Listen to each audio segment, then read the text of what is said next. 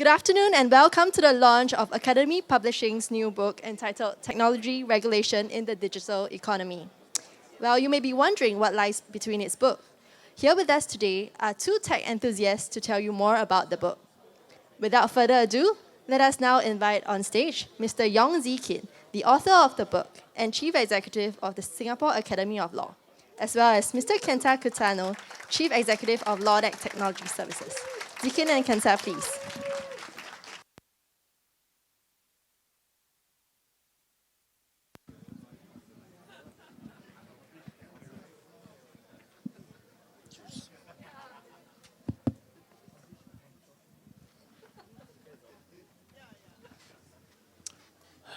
Good afternoon, ladies and gentlemen.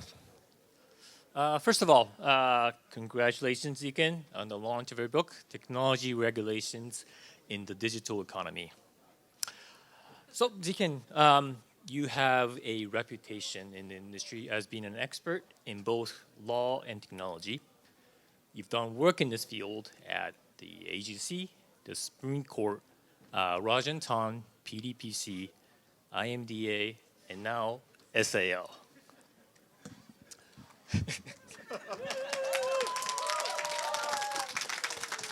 So, and even at this TechLaw.Fest, I think I saw your name in 5 sessions. So it's a no-brainer that you're the right one to write a book on this topic. But if you can tell us why this time, and who did you have in mind as a target audience as you were writing this book? Yeah, thanks. Technology issues? Yeah. The number one troubleshooting, check for the power, right? Yeah. Yeah. Well, why did I write this book? Actually, there's a bit of a story behind this. I've been in technology law practice for a long time, right? Ever since I started, actually, and the first inkling of this was when I moved from Supreme Court back to AGC that year, back in 2014, 2015. Yeah, and I was given this new title called Director Technology Law, and everyone came up to me and say, "What is technology law?" Right? And then I had to start thinking about how do I explain what technology law is about, right? And from that, actually, I had to start developing a frame of looking at this whole area, which is really around 2 aspects. There is technology affecting existing areas of law and how they are developing. Technology has found its way to affect copyright law, contract law, you name it, right? There isn't any existing area of law that you can teach today or work in today that technology has not touched. But there was the other area, a little bit more technical, a little bit more esoteric, right? Which is the law that actually regulates how technology is applied and how technology is supplied, right? And that was the area that kind of like led me to this path. Then during COVID, Judge of Appeal Andrew Pang got together with Simon Chesterman and then Dean Goh-Yi-Han and put together a book on technology and law. And everyone got assigned a very nice topic, right?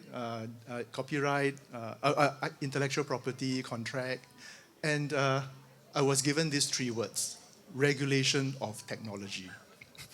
So I remember calling Simon out and say, you know, that's the toughest one that you can assign to anyone, and I can't do it in 30 pages. And he said, never mind, go ahead, give it your best shot, right? And I did, right? It turned out to be like 70 or 80 pages, and even then, right, it felt like it didn't cover the area properly. And it was through that discussion with Simon and encouragement that I basically took the step to say, maybe let's sit down and share the frame that I have held in my head to try and understand this area of law, which regulates how technology is applied and how technology is applied. Working through the different layers, the infrastructure layer, telecoms regulation, moving on to digital infrastructure, right, where you start talking about internet interconnectivity, right, hosting and all those, and then moving up to, well, something that turned out to be very exciting this last year or so, intermediaries, right? New categories of intermediaries. When in the old days we were talking about disintermediation, now we have an introduction of new set of online intermediaries. And of course, having done work on data for so many years, I had to do a few chapters on data, right? Cross-border transfers, access and use of data, and of course, exploitation of data. So that's kind of like how it got here and why I decided to do it. Really to just kind of share the frame that I've been using to navigate and understand this whole area as it has developed over the last 20, 30 years. Thank you, Zee Kin.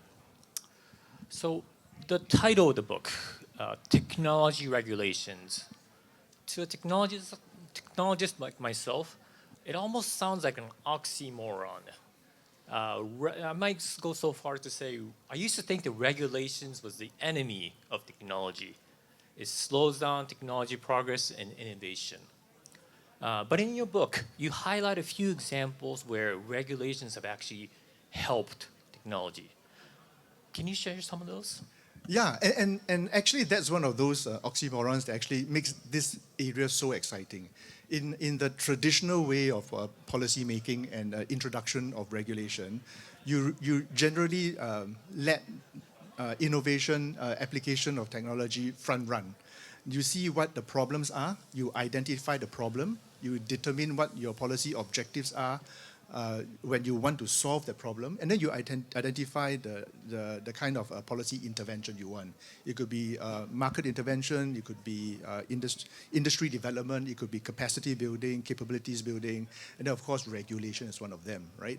So regulation, as you see, comes right at the end, right, when you've exhausted the other policy interventions to try and solve a problem and achieve a policy objective.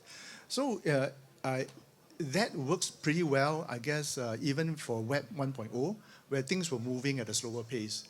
Today, I think we are trying to find new ways to see how we can have a small,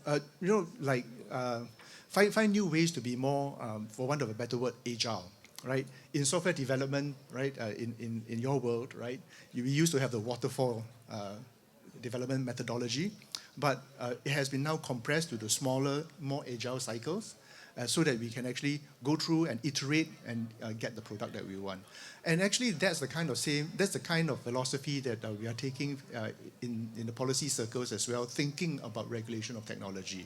Instead of letting the problems get fully blown up and surface, are we able to quickly identify what are the problems that are starting to happen, work with industry to co-create solutions, standards, right? And then try and introduce them through different regulatory means. And here regulation actually, if you unpack it and tease it apart, there are different dimensions. I mean, what we always think about of regulation is actually legislation, hard law, right? But there are different stacks, right? That you start from the bottom. It is basically you can have voluntary frameworks, voluntary adoption. You can move one step up. You can have you do, but someone else check certification, right?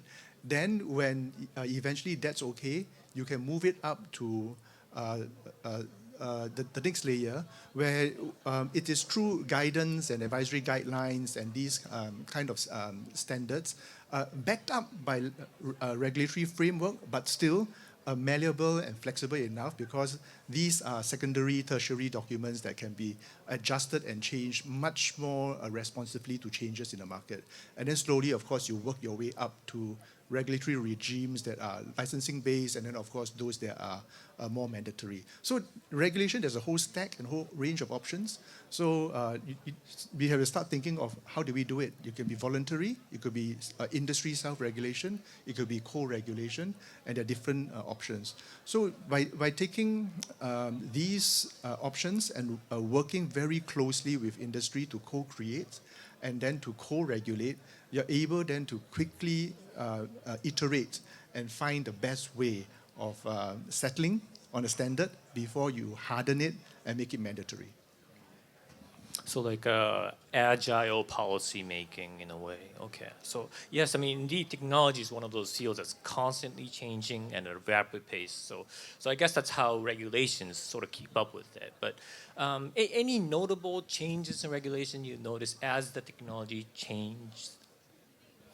Yeah, I mean, in the hall, over the last 2 days, we have been talking about how the law has evolved because technology has changed, right? Both the types of technology and also how the technology has been delivered. So I think maybe we just take the topic of online intermediaries, right? This is one of those. Again, you can call it oxymoron. When Web 1.0 first came on board, the buzzword back then, right, was disintermediation. Because the intermediary, the guy in the middle that you needed to book your holiday, that guy disappeared, disintermediated, because now you could book directly with the hotel, you can book directly with the airline. But then over the course of the last 15, 20 years, what has happened? Actually, it's not so much disintermediation. I sometimes call it re-intermediation, or sometimes I call it, you just have new types of intermediaries turning up. So in the old days, your intermediaries were gone. Those were brick and mortar agents. They were first replaced by your network service providers, your internet service providers. Then soon your social media platforms came about, your e-commerce platform came about, your search engines came about. Right? And then today we have new forms of intermediaries, right? Your app stores, that didn't turn up as some kind of intermediary until mobile devices, right? So just looking at app stores, how do you get an app onto your device? In the Windows days, you just installed. Yeah, in your mobile devices, you need to go through an app store. So this is an example of how, as technology technology changes, the law has to catch up. And one of the discussions we had in the conference today is, in the old days, there was a lot of emphasis on exemptions, safe harbors, and exclusions from liability to support the innovation. But today, because of the role and the different types of intermediaries, the big challenge that everyone's trying to grapple with right now is, can we take such a hands-off approach anymore? Do we actually need to impose a bit of obligations, ex-ante obligations? And these are starting to turn up, as we discussed today, codes of conduct that you, trusted flaggers and things like that. Well, thank you, Zee Kin. More wisdom like this in your book, I'm sure to find. And congratulations again on the launch of your book. Thank you, thank you. Thank you, Kenta.